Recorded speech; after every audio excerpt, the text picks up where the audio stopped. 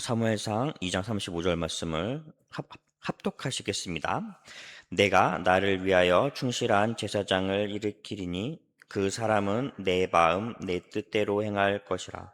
내가 그를 위하여 견고한 집을 세우리니 그가 나의 기름 부음을 받은 자 앞에서 영부히 행하리라. 아멘.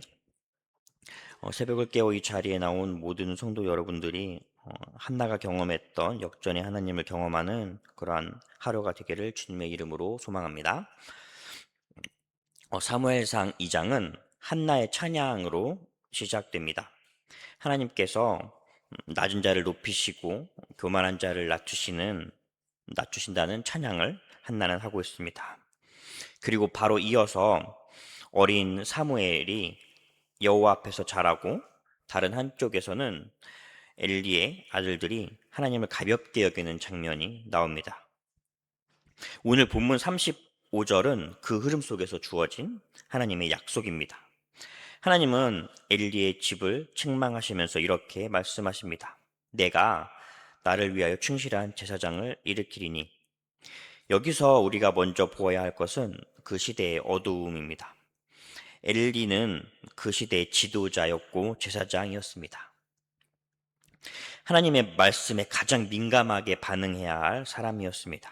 그런데 정작 하나님의 말씀은 엘리의 입이 아니라 이름이 기록되지 않은 하나님의 사람을 통해서 엘리에게 전해집니다. 이것이 이 시대의 영적 현실이었습니다.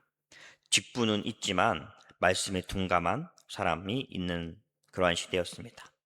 제사는 있지만 하나님을 두려워하는 마음이 희미해졌습니다. 그러나 놀라운 것은 이런 시대에도 하나님은 침묵하지 않으신다라는 것입니다.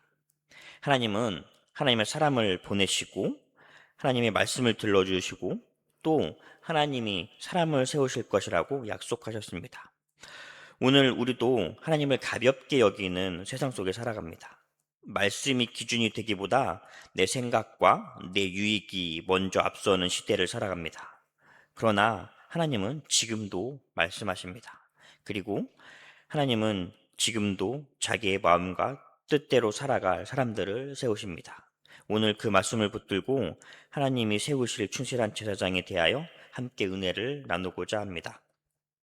첫 번째입니다. 말씀에 둔감한 시대에도 하나님은 계속해서 말씀하십니다. 사무엘상 2장 27절은 이렇게 시작합니다. 하나님의 사람이 엘리에게 와서 그에게 이르되. 성경은 이 사람의 이름을 말하지 않습니다. 이름 없는 하나님의 사람이 엘리에게 하나님의 말씀을 전합니다. 이 장면은 참 무거운 장면입니다. 엘리는 제사장입니다. 이스라엘의 영적 지도자였습니다. 백성에게 하나님의 뜻을 가르치고 예배를 바르게 세우고 백성들에게 하나님의 말씀에 민감한 모습을 보여주고 민감하게 서 있어야 할 사람이었습니다.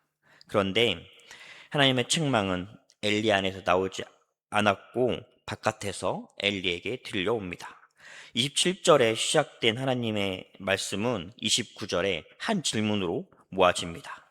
너희가 어찌하여 나의 재물과 예물을 밟으며 내 아들들을 나보다 더 중히 여기느냐? 엘리의 문제는 단지 자녀 교육의 실패가 아니었습니다. 하나님보다 자기 아들을 더 중히 여긴 것이었습니다. 예배보다 자기 집안을 더 앞세운 것이었습니다. 엘리의 아들들은 제사장이라는 직분을 가지고 있었지만 하나님을 알지 못했습니다. 하나님의 제사를 자기의 욕망을 채우는 자리로 만들었습니다. 엘리도 그 죄를 알면서 제대로 막지 못했습니다. 하나님을 두려워하는 마음이 흩어진 것이었습니다. 그러나 그러한 시대에도 하나님은 말씀하셨습니다. 하나님은 이름 없는 하나님의 사람을 보내셨습니다. 직분이 빛을 잃은 시대에도 하나님의 말씀은 멈추지 않으셨습니다. 사람이 하나님에게 둔감해져도 하나님의 말씀은 사라지지 않았습니다. 오늘 우리도 이 말씀 앞에서 자신을 돌아봐야 합니다. 오래 신앙생활을 하면 익숙해집니다.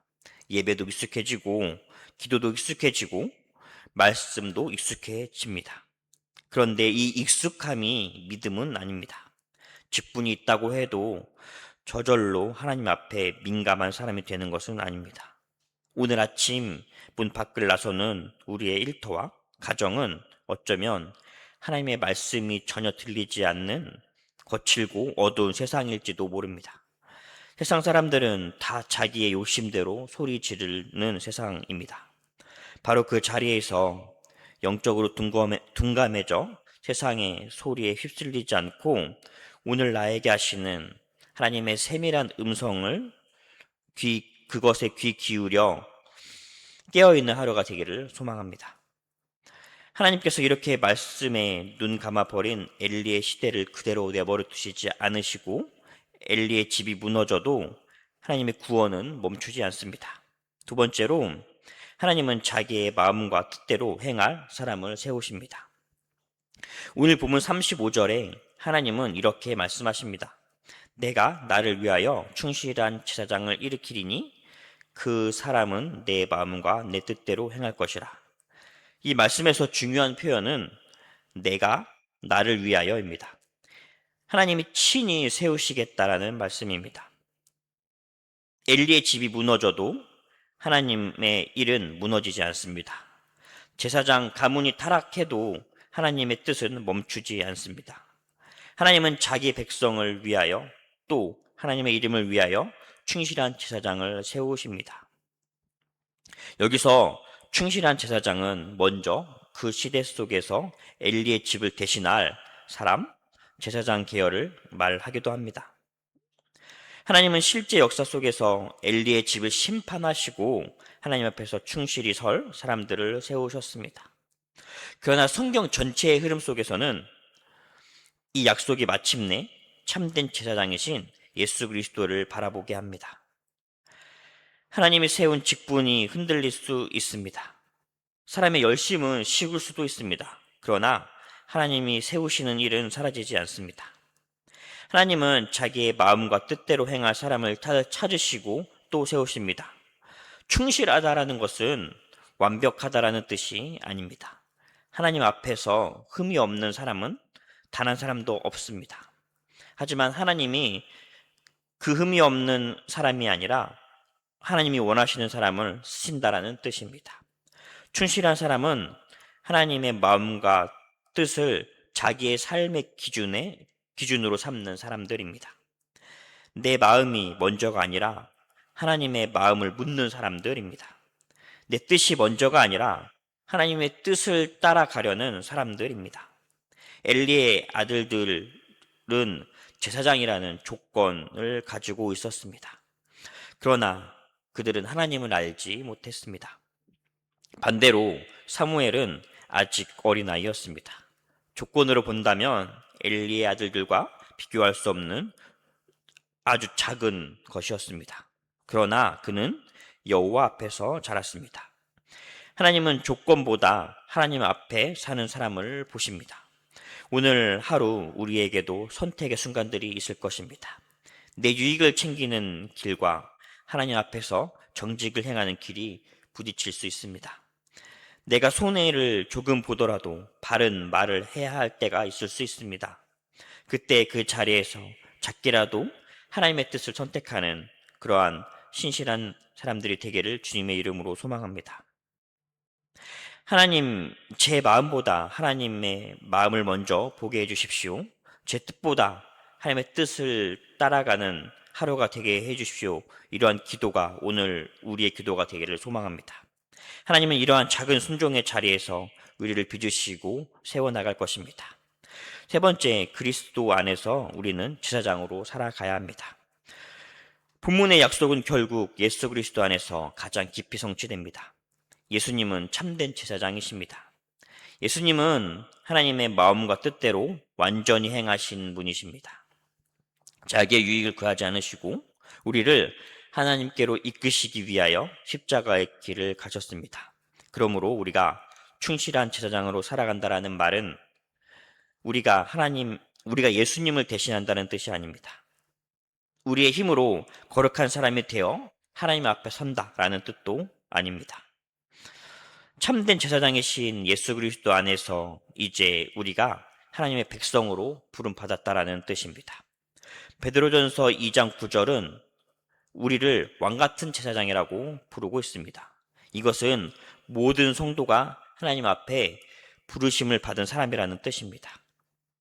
교회 안에서만 그리스도인이 아니라 가정과 일터 그리고 만남의 자리에서도 하나님을 드러내는 사람으로 부름받았다라는 뜻입니다.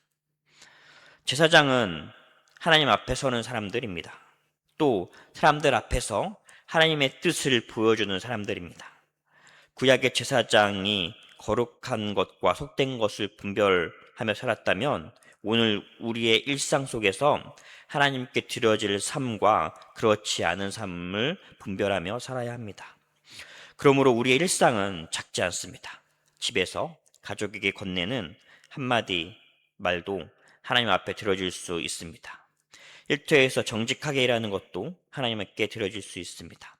분노가 올라와서 한 번 더 참는 것, 누군가를 쉽게 판단하지 않는 것, 내 이익보다 바른 길을 선택하는 이 모든 것이 제사장적 삶입니다. 오늘 우리의 책상이, 부엌이, 운전하는 길이, 사람을 만나는 자리가 하나님께 드려지는 예배의 자리가 되기를 소망합니다. 하나님은 성전 안에서만 우리를 보시는 분이 아니십니다. 우리가 살아가는 그 자리에서 우리를 부르시고 그 자리에서 하나님의 사람으로 세우십니다. 오늘 하루 우리가 대단한 일을 하지 않더라도 그러나 한 가지는 할 수 있습니다. 하나님 앞에서 살 수 있습니다. 한마디를 하나님 앞에서 하고 선택 하나를 하나님 앞에서 하고 사람 한 명을 만나 하나님 앞에서 그분을 대할 수 있습니다. 그것이 오늘 우리가 살아가야 할 제사장적 삶입니다. 오늘의 이야기를 마무리하려고 합니다. 엘리의 시대는 참 어두웠습니다. 직분은 있었지만 하나님을 두려워하는 마음은 희미했습니다. 그러나 하나님은 그 시대에도 말씀하셨습니다. 내가 나를 위하여 충실한 제사장을 일으키리니. 하나님은 지금도 하나님을 가볍게 여기는 세상 속에서 하나님의 사람을 세우십니다. 하나님은 조건이 좋아 보이는 사람만 보시는 것이 아닙니다. 하나님은 자기의 마음과 뜻을 가지고 뜻을 따라 살려고 하는 사람들을 보십니다. 우리는 완전하지 않습니다. 우리의 힘만으로 충실한 제사장이 될 수 없습니다. 그러나 하나님은 충실한 제사장을 세우시겠다라고 약속하셨고 그 약속은 예수 그리스도 안에서 완성되었습니다. 참된 제사장이신 예수님께서 우리를 하나님 앞으로 이끄셨습니다. 그러므로 오늘 하루 우리의 가정과 일터와 만남이 하나님께 드려지는 예배의 자리가 되기를 소망합니다. 말씀이 둔감하지 않고 작은 순종을 가볍게 여기지 않고 하나님 앞에 거룩하게 살아가는 하루가 되기를 소망합니다.